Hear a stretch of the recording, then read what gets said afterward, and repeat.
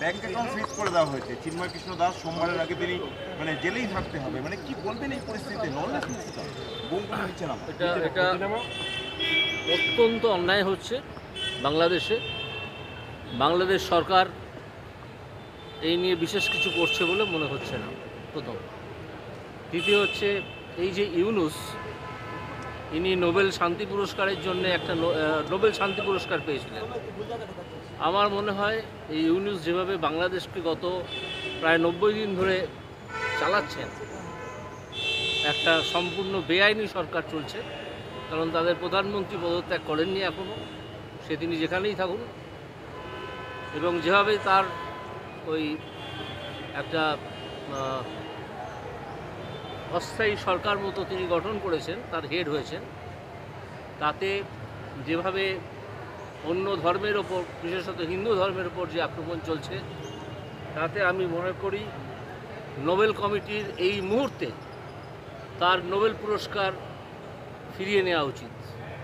আপনারা হয়তো আমায় জিজ্ঞেস করতে পারেন যে নোবেল কমিটির এই রুল আছে কিনা, আমি বলতে পারবো না। কিন্তু একটা সাধারণ রুল আছে যে কোনো কর্তৃপক্ষ যদি কোনো একটা কাজ করতে চান, করার ক্ষমতা থাকে, তাহলে তার সেই কাজ নাকচ করারও ক্ষমতা থাকে।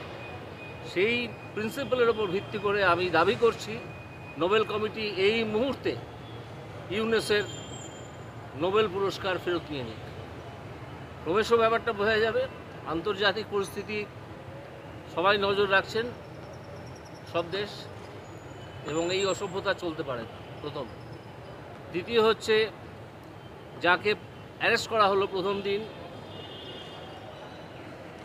তাকে অন্যান্য সাধারণ অপরাধীদের সঙ্গে রাখা হয়েছে। কোনো সভ্য দেশে এরকম হয় বলে আমি শুনিনি। এরা যে কোনো সময়, কালকে আমাদের এখানে যিনি ইসকনের আছেন, তিনি আশঙ্কা প্রকাশ করেছেন যে তাকে যে কোনো সময় মেরে ফেলা হতে পারে, চিন্ময়ানন্দ। তো যদি আপনাকে আটকে রাখতেই হয়, এই অসভ্য বর্বর সরকার যেটা চলছে, তাকে যদি আটকে রাখতেই হয়, তাহলে আপনি কোনো গেস্ট হাউসে আটকে রাখুন তাকে, অন্য কোনো আলাদা জায়গায় নিয়ে গিয়ে আটকে রাখুন তাকে। যখন আদবানিকে অ্যারেস্ট করেছিল বিহার সরকার, আপনাদের অনেকেরই হয়তো মনে আছে, আমাদের লালকৃষ্ণ আদবানিকে রথযাত্রা নিয়ে, তখন তাকে তো একটা গেস্ট হাউসে রাখা হয়েছিল। এরকম অনেক ক্ষেত্রে হয়। আপনারা এতই অসভ্যতা করছেন হিন্দু ধর্মের বিরুদ্ধে যে এই যিনি স্বামী চিন্ময়ানন্দ দাস, হ্যাঁ, চিন্ময় কৃষ্ণ দাস, তাকে সাধারণ অপরাধীদের সঙ্গে আটকে রেখেছেন। এই ঝুঁকি আপনারা নিচ্ছেন। আপনারা জানেন এর ফল কি হতে পারে। আপনারা হয়তো জানেন, কিন্তু টের পাবেন যদি তার কোনো ক্ষতি হয়। এবং হিন্দুদের ওপর এই আক্রমণ আমি তীব্র নিন্দা করছি। এবং এই ধরনের আক্রমণ, আমার কথাটা শেষ হয়নি, এবং তীব্র নিন্দা করছি। এবং যারা এই আক্রমণ চালাচ্ছেন, তারা জেনে রাখুন পৃথিবীর বিভিন্ন দেশে তাদের ধর্মীয় সম্প্রদায়ও আছে, তারা মিলেমিশে থাকে, যেমন আমাদের ভারতবর্ষ। শেষ পর্যন্ত আদালতকেই হস্তক্ষেপ হতো, মানে ইসকনকে নিষিদ্ধ করার দাবি পর্যন্ত জানানো সেটা তো মানেনি আদালত। হ্যাঁ, কিন্তু ইসকনে যদি তাকে আটকে রাখতেই হয় কোনো একটা কারণে, তাহলে তাকে সরিয়ে অন্য কোনো গেস্ট হাউসে রাখুন বা অন্য কোনো ঘরে রাখুন। সে ঘরে বিরাট 5 স্টারের ব্যবস্থা থাকতে হবে তা তো নয়। তিনি তো সন্ন্যাসী, তাকে তো জেলের ভেতরে ধর্মাচরণের অধিকারটা দিতে হবে, তাই না? তো এইটা তো আপনারা বন্ধ করে দিচ্ছেন বলে মনে হচ্ছে। তাকে কি খাওয়াচ্ছেন দাওয়াচ্ছেন তাও আমরা জানি না। জোর করে গোমাংস খাওয়ানো হচ্ছে কিনা তাও আমরা জানি না। সেটা পরে হয়তো আমরা টের পাবো। এটা ঠিক হচ্ছে না একেবারেই। 17 জনের ব্যাংক অ্যাকাউন্ট, মানে ইসকনের সাথে রিলেটেড, তার মধ্যে চিন্ময় কৃষ্ণ দাসও রয়েছেন, তাদের ব্যাংক অ্যাকাউন্টগুলো আজকে ফ্রিজ করে দিয়েছে। একটা অসভ্য গভর্নমেন্ট, যারা আদৌ গভর্নমেন্টই নয়, একটা গুন্ডামি চলছে। এবং সেনাবাহিনী এখনও কোনো প্রত্যক্ষ ভূমিকা নেয়নি, যদিও অনেকে আশঙ্কা করছেন যে একটা সেনা অভ্যুত্থান হয়ে যেতে পারে যে কোনো সময়। আমি জানি না হবে কি হবে না, সে হোক বা নাই হোক, তাদের কাছ থেকে আমরা এসছি আর কি বেশি প্রত্যাশা করব। একজন স্টেটের হেড, যিনি নোবেল শান্তি পুরস্কার পেয়েছেন, তিনি এটাকে সামলাতে পারছেন না। যদি না পারেন তো ছেড়ে দিন, আর তার নোবেল পুরস্কারটা খারিজ করা হোক, কেড়ে নেওয়া হোক। বিধানসভায় এই নিয়ে আজকে বিজেপি বিধায়করা যখন বলতে ওঠেন তাদেরকে থামিয়ে দেওয়া হয় এবং মূল হইগট্টগোল হয়। বিজেপি বিধায়করা শেষ পর্যন্ত ওয়াকআউট করতে হয়।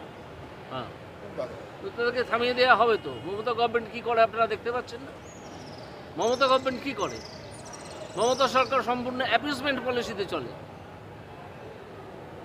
একজন বিধায়ক তাদের ওখানে উত্তরবঙ্গের বহরমপুরের কাছাকাছি কোনো জায়গায় একদিন বললেন, এতই তার ধৃষ্টতা যে আমরা একটা এমন কাজ করলাম যাতে হিন্দু মুসলিম আলাদা আলাদা হয়ে যায় এবং হয়ে গিয়ে অধীর চৌধুরীকে হারানো হয়ে যায়। আমি সেই কাজ করিয়েছিলাম। তার বিরুদ্ধে তো মমতা গভর্নমেন্ট কোনো ব্যবস্থা নিলেন না। তিনি একজন সংখ্যালঘু মানুষ, তার বিরুদ্ধে কোনো ব্যবস্থা নিলেন না। অথচ এখানে কেউ একটা চিঠি লিখলে, কেউ একটা পোস্ট করলে তার বিরুদ্ধে বিভিন্ন রকম ব্যবস্থা নেওয়া হয়ে যায়। মমতা গভর্নমেন্ট তো ওইভাবে অ্যাপিসমেন্ট পলিসিতে চলছে। স্যার, যৌথ কমিটি এখনো অবধি ওয়াকআউট বিল নিয়ে কি সিদ্ধান্ত নিয়েছে? কি কথাবার্তা এখন অবধি কিরকম কি? না, যৌথ কমিটির ভেতরে যে মিটিং হয়েছে পার্লামেন্টারি যৌথ কমিটি, সেটা সম্পূর্ণ গোপন রাখতে হয়। সুতরাং এই বিষয়ে আমি বিশেষ কিছু বলবো। মমতা সরকার মানে রাজ্য সরকার একটা আলাদা ওয়াকআউট বিল আনতে চাইছে এখানে। বিদ্যা, ব্যবসা, চাকরি, জটক বিচার, বিবাহ, পারিবারিক অশান্তি, সন্তান লাভ, বাস্তু সমস্যা, আরও যে কোনো সমস্যার সমাধানের একমাত্র সেরা ঠিকানা জ্যোতিষী প্রসাদ রায়। আর দেরি না করে আজই চলে আসুন প্রসাদ রায়ের কাছে। আমাদের ঠিকানা RC80 Bengal Ambuja city centre, Durgapur 16, near Jorhat rotary. Phone নম্বর 7407250555 অথবা 9064620444।